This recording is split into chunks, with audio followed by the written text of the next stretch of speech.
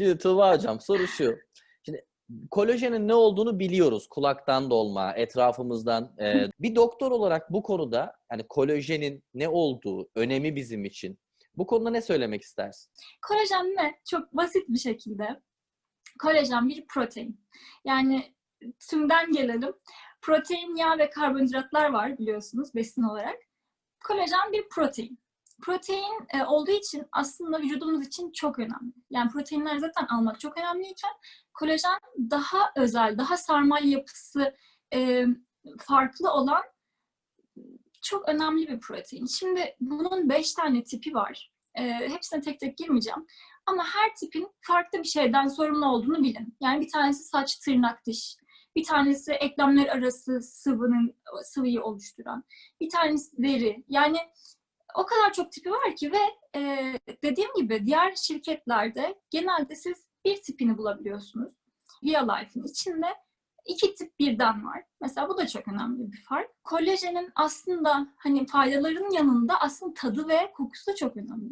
Yani ben sabah uyandığımda o hani mahmur halinle insan aslında çok fazla şey istemiyor canı. Yani öyleyken durum çok lezzeti insanı baymayacak bir lezzette ve kokusu da kötü olmamalı. Bu da çok önemli. Yani bu yönden de mesela beni tatmin ediyor Violife. Onun dışında kolajen bizi genç gösteren, yani bebekken çok fazla olan ama zamanla azalan, hatta her yıl %1 miktar düşen ki bunu miktarıyla ölçtüğümüz zaman çok büyük bir şeye tekabül ediyor. Hızla azalan bir madde, protein. O yüzden yaşlılık kırışıklıklarına, bu tarz şeylere iyi gelen bir protein. Aynı zamanda mesela osteoartrit, romatoid artrit, sizin hani bildiğiniz tabirle iltihaplı romatizma, hani bu tarz hastalıklara da iyi gelebilen de bir tarafı var. O tabii tiplerinden dolayı. Kolajen gerçekten şu anda hani nutri-kozmetik denen bir kavram var. Beslenme yoluyla kozmetik ihtiyaçlarınızın giderilmesi. Yani bu tamamen kendi kendine bir sektör haline almaya başladı. Ve bu çok fazla aslında yaygın değilken, daha yeni yeni yaygınlaşırken de araştırdığımda şunu fark ettim. Tabii bunu tevafuk olarak o an fark ettiğimde, yani birçok şirketin kolajenleri yani böyle çok fazla bulunabilen hani sığır kolajeni, şimdi az sonra biraz hani detaylandıracağım ama daha ucuz ve daha bizim vücudumuza daha az faydalı olacak bir kolajen tipini kullanır. Daha pahalı ve daha yararlı olan bir kolajeni kullanıyor. Yani hiç haberimiz yokken aslında yine kaliteli bir şekilde ürünlerle karşılaştık. Geçen bir arkadaşımla konuşurken o da spor yapıyor. Hani sporcular da araştırıyorlar bu tarz şeyleri. Ve yani dedi ki ben hiç farkında olmadan hep sığır kolajeni içmişim. Onu orada bir suçluluk duygusuyla baş başa bırakıp gittim ya. Yani insanlar gerçekten bunun farkında değil ve sporcular genelde çok övünmezler mi? Ben şöyle besleniyorum, böyle besleniyorum. Al böyle besleniyorsun dedim yani. O yüzden aslında bizim hepimizin kolajenin en azından ne olduğunu ve nasıl olan kolajeni kullanmamız gerektiğini bilmesi gerekiyor diye düşünüyorum. Sondaki örneğin çok hani şey oldu, vurucu oldu örnek. Şunu soracağım ben. Senin makalelerin de var uluslararası web sitelerde. Biz de bunları kullanıyoruz aynı zamanda. Vialife ve Glucomana'nla ilgili yaptığın bilimsel araştırmalar var. Makalelerini de bunların paylaşıyorsun detaylı bir şekilde. Bu üründe öne çıkan, senin bir doktor gözüyle önemli gördüğün noktalar neler? Vialife benim için genç ve sağlıklı görünmenin içeriden sağlanış şekli. Yani içirerek. Formüllü kısmına gelirsek Vialife'ın. Yani içerisinde şimdi sadece kolajen yok. Tip 1, tip 2 kolajeni anladık ama hyaluronik asit var, elma ekstresi var, soya proteini var. Aynı zamanda vitaminler var. Bunlarla alakalı bir doktor gözüyle baktığın zaman formüle etkili olduğunu görüyorsun ama bunu bizim anlayacağımız şekilde de bir doktor gözüyle bize anlatır mısın? Tabii. Şimdi bizim günlük içtiğimiz şişelerin içinde zaten 9 gram bir içerik var. Bunun 6 gramı, sanıyorum 6 gramı kolajen. Hı hı. Bu kolajen de hem tip 1 hem tip 2 kolajen içeriyor. Ve marine kolajen olarak geçiyor. Yani balık kolajeni. Onun dışında geriye kalan 3 gram ne? 3 gramın içinde hyaluronik asit var. Bu asit, yani asit dediğime bakmayın, bu kimyasal öyle şey, nasıl desem, öyle zararlı bir şey asla değil. Bu bizim kendi derimizin katmanları arasında bulunan Ve bebekken hani ilk doğduğumuzda o bebeğin yumuşacık bir teni olur ya, onu sağlayan şey aslında hyaluronik asit ve kolajenin fazlalığı. Hyaluronik asit, yani makyaj yapan kadınlar bilirler, doğal bir highlighter gibidir. Yüzünüzün parlamasını, cildinizin daha parlak gözükmesini. Yani bu tarz şeyleri sağlar. Yaşlandıkça bu azaldığı için aslında yüz matlaşır ya da cilt donuklaşır. Hyaluronik asitin böyle bir güzel tarafı var. Tabii ki kolajenle birlikte kullanılması çok daha etkili. Şimdi kolajenle birlikte kullanıldığında çok daha etkili olan bir şey daha var. Bu da bir vitamin. Aslında yani böyle çok önemsemediğimiz, hani herkesin kulaktan duyduğu C vitamini. C vitamini deyip geçeriz ama kolajenle birlikte kullanıldığı zaman çok güzel bir etkisi vardır. Ben hep şöyle derim, kolajeni tek başına içmek balık yemek gibidir. Ama C vitaminiyle birlikte almak balık tutmayı öğretmek gibidir vücuda. Bu anlamda C vitamini de var içinde aynı zamanda. Başka neler var? 5 tane vitamin var. A var, E var, B2 var, D3 var, ve C var. Bunların hepsinin tek tek nelere iyi geldiğini söylemeyeceğim ama vitaminleri hepimiz iyi geldiğini biliyoruz bir şeylere. Şöyle söyleyeyim, kemiklere çok büyük faydası var. Yani kemiksel olarak mesela kadınlarda menopozdan sonra bilirsiniz çok kırılgan ve çok narin olurlar. Ya bu yüzden o dönemden önce vücudu bu şekilde desteklemeye başlamak çok önemli mesela. Aynı zamanda D vitamini yeni fark edilen ruhsal ve duygusal durumlara da iyi gelme durumu var. Mesela gün içinde yani çok güzel bir şekilde uykunuzu alsanız bile mutsuz ve yorgun hissediyor olabilirsiniz. Muhtemelen D vitamininiz düşüktür. Türkiye'nin %95'inde düşük. Yani bu bizim şansımız mı desem, ne desem bilmiyorum ama bu şekilde. Sizinki de muhtemelen düşüktür. Yani küçücük bir takviye ile aslında çok güzel fayda sağlıyoruz. Yani hani diyorlar ya çok pahalı. Ya, tamam okey, o konuya hiçbir şey diyemem ama fiyat performans olarak çok çok iyi. Yani bunu hepimizin çok iyi anlaması gerekiyor. Ben şahsen bir yıla yakın zamandır her sabah içmeye çalışıyorum. Ama tabii ki insan hani unutuyor, bazen hani alamadığınız zaman da olabilir. Önemli olan süreci genele yaymak. Yani her gün içmesem bile en azından 2 günde, 3 günde, 4 günde bir içebilmeye dikkat etmek gerekiyor. Ve hani sadece güzellik için değil, eklemlerinizin arasındaki sıvının daha geç erimeye başlaması, daha geç azalmaya başlaması için de yani biraz daha ileriye yönelik kendinize yatırım gibi düşünerek de kullanabilirsiniz. Gerçi piyasayla alakalı da bilgi verdin de. Sorayım bir de, yani arkadan gelen bir soru olduğu için. A vitamini ile alakalı, içeriğinde A vitamini var. Bunun bir yan etkisi var mı? Kullanımında onu özel olarak sormak istedim çünkü. A vitamininin çok fazla alındığı takdirde yapacağı bir kötü etki, o ihtimalin yanına bile yaklaşamayacak derecede zaten miktarı az. Okay, Yani ya. öyle çok içine çok konulmuş bir şeyler değil bunlar. Evet. Yani her gün içtiğiniz takdirde bile bunu vücudunuzda toksik derece deriz ona. Hı-hı. Oraya gelecek şekilde bile değil. Ve ki A vitamini aynı zamanda var olan cildimizin de korunmasını sağlar. O da aslında hani yine dermokozmetiğe geçiyor. O anlamda da yine bir faydası var. Demirim çok düşüktü ilk, hani bu şeylere girmeden önce, bu meselelere hiçbir şey kullanmazdım ben. Demirim çok düşüktü ve preparatları kullanmak beni çok midemi bulandırdığı için kullanamazdım ve düşük olmaya devam ederdi. Bu nasıl beslendiğinizden biraz ayrı bir durum. Demirli şeyler almak farklı, içeride onu işleyebilmek farklı, birçok metabolizması var. Benim hep düşüktü. A vitamini demir metabolizması açısından da faydalı bir vitamin. Yani bir vitaminin birçok şeye faydası olabiliyor. Artı bir şey daha söyleyeyim.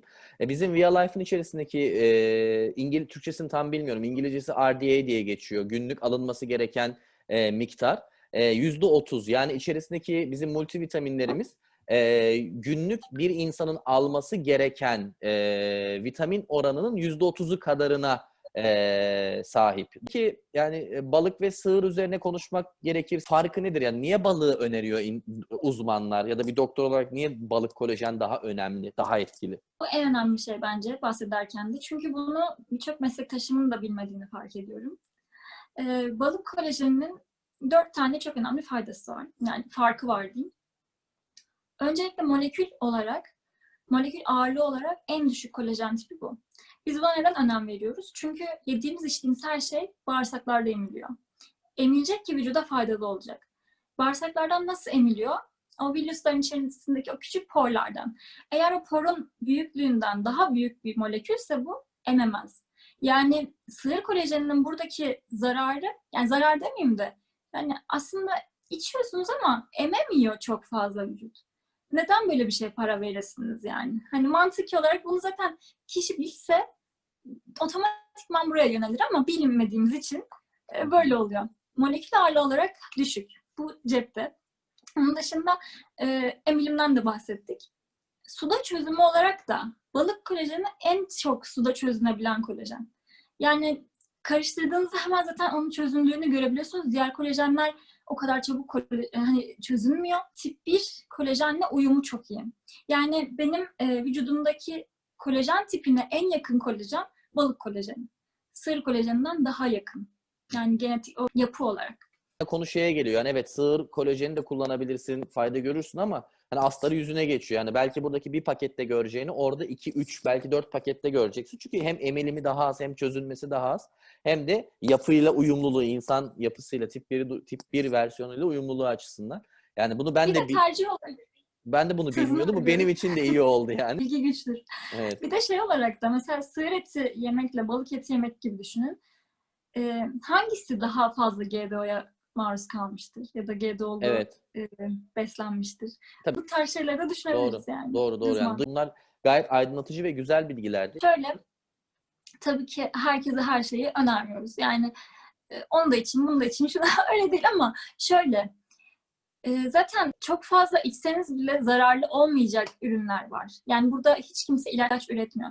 Burada zaten Amerika yeniden keşfetmiyoruz. Çok güzel var olan ve etkisi kanıtlanmış olan, birçok üzerine çalışması yapılan şeylerden bahsediyoruz. Zayıflama ürünlerine ben de kesinlikle karşıyım. Hem doktor olarak hem de normal tüketici olarak ama zayıflama ürünleri olarak bizim karşımıza bu zamana kadar çıkan her şey neydi? Hep böyle karman çorman çaylar, yani bir sürü karışım var. Evet. Ve aslında bu kadar çok karıştırmak çok faydalı değil. Bizim az önce bahsettiğimiz mesela o multivitamin, kolajen, onlar en azami, en böyle olması gerekenler. Ama bu çayların içerisinde birçok otu birbirine karıştırmak demek, ya onların bile kendi arasında bir etkileşimleri var. Bunları tahmin edebiliriz, edemeyiz. O yüzden o çayların hepsine zaten karşıyım. Bu arada 2 tane daha soru geldi. Hızlıca onları cevaplayayım. Hani ben bildiğim için çok hızlı geçeceğim. Diğer 2-3 soru kaldı. Onları da soracağım. Kolajen codfish diye geçiyor İngilizce. Morina balığından elde ediliyor. Fransa menşeili. Bir şey daha soracağım. Son bir ürünümüz gelmişti. Neveril isminde. Yani ağrı bandı diye geçiyor. Ama yani bir doktor olarak bu olaya, bu teknolojiye ve bu ürünle alakalı olarak düşüncelerin neler? Ağrı bandı konusu aslında hani doktorlar arasında da yeni bir konu. Yani yine çok bilinmiyor. Ağrı bandlarının öncelikle size şeyi söylemek istiyorum. Hani makro açıdan yaklaşırsak bandın yapısından bahsedelim. 3 tane katmanı var. En üstteki katmanı zaten onu bir arada tutan, o yapıyı bir arada tutan katman. Orta katmanda ilaç ya da ne deniyorsa bu içerik. Yani yurt dışında daha çok ilaçları bu şekilde veriyorlar uzun süredir. Burada tabii ki de ilaç değil. İçeriğinde ne varsa onlar orada emdirilmiş şekilde ve en son katmanda yapışkan yüzey. Hem yapışkan hem de deriye o ilaç demeyeyim, içeriğinde ne varsa onun Bileşenleri emilebildiği, diyelim. aynen bileşenleri onu geçmesine izin verecek bir yapışkan katmanı var.